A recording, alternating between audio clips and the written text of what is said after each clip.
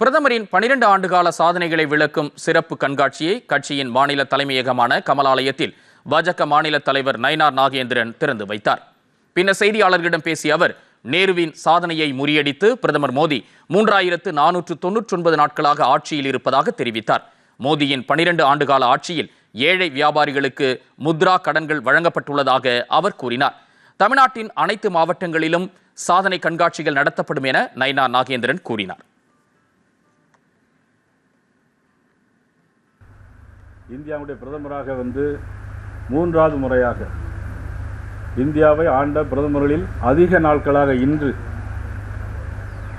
இதற்கு முன்பு இருந்த அதிக நாட்களாக இருந்து பிரதமராக இருந்த நேருவை காட்டிலும் இன்றைக்கு 3499 நாட்கள் அவர் இருக்கின்ற காலம் வரையில் அது தொடரும் என்கின்ற அளவிற்கு மிகப்பெரிய சாதனைகளை இந்த 2014ஆம் ஆண்டுக்கு பிறகு செய்தது பாரத பிரதமர் நரேந்திர மோடி அவர்கள்.